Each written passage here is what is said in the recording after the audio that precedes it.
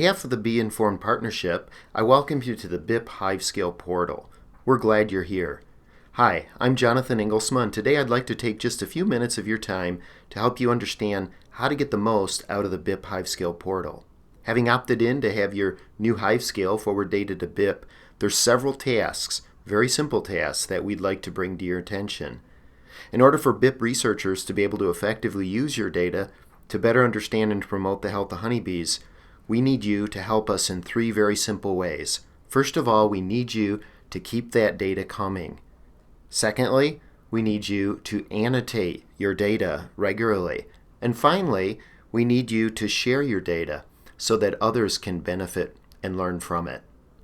Let's spend a couple minutes looking at each of these tasks in a little bit more detail. First of all, keep the data coming.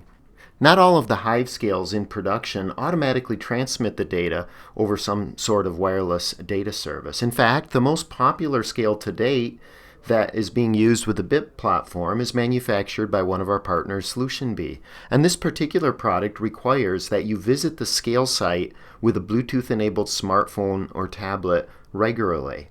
If you're using a Solution Bee scale, we strongly encourage you to visit your scale regularly and fetch and upload the data. Ideally, we'd like you to go out to your apiary at least once a week, but worst case, you should try to update your data at least monthly. Do be aware that the scale has a limited amount of memory, so if you don't fetch the data regularly, you may lose it, as the scale will automatically wrap around, as it were, and start writing over existing data once its memory is full. Second, we need you to annotate your data regularly.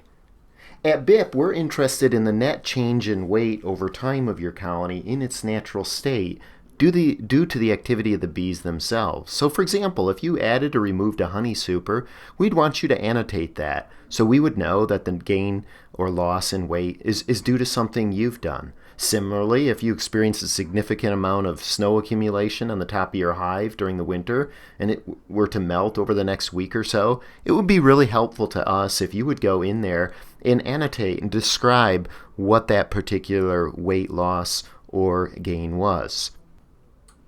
We've made it very easy for you to do these annotations. So I'm logged into my account on the BIP Hive Scale portal, and I'm going to click on Hives over in the nav bar, and I'm going to go to one of my Hive scales that's set up in my apiary.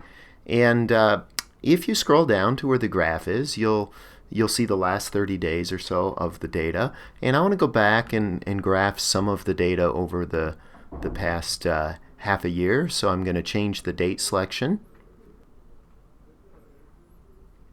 And you can see that I've been annotating, and here's one I forgot to annotate. This little spike here is where I added another honey super. So I'm going to just click on that point, and a little window pops up. I can say equipment changed, and I might put a little note there, added honey super.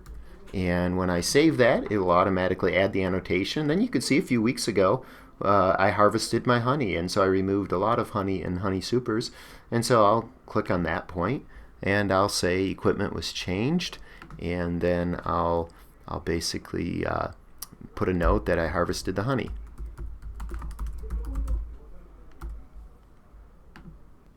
I can also annotate a range of points on the graph. So to do this, I'm going to click on the Annotate Range button on the upper right of the graph, and once that's enabled, I can go and I can click. So let's just say this little area here was where I was actively feeding the bees.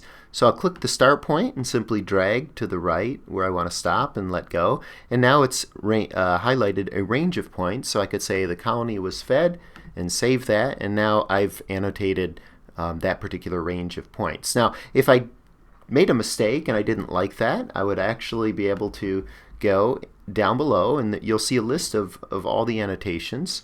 And at that point, we can go and we can actually click on these buttons to either delete or edit. So if I wanted to get rid of this last one that I just entered, you'll see it was ID 14. I'll just click here, and it will actually disappear from the graph.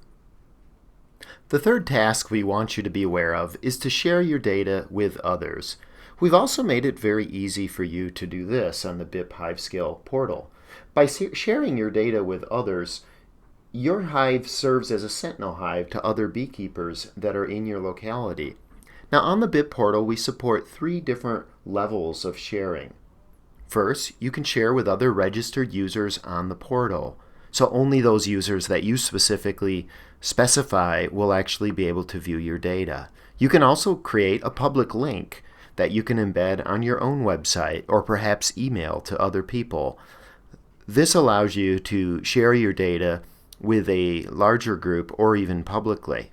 And then finally, you can opt to have your scale added to BIP's public hive scale map. This is a map of the United States that has pins on it for all the scales that are publicly shared around the country. Now, all 3 of these are fairly straightforward to set up. We won't be going into the details here. We have another video that shows each of these in detail. We would encourage you to consider sharing on 1 or more of these levels.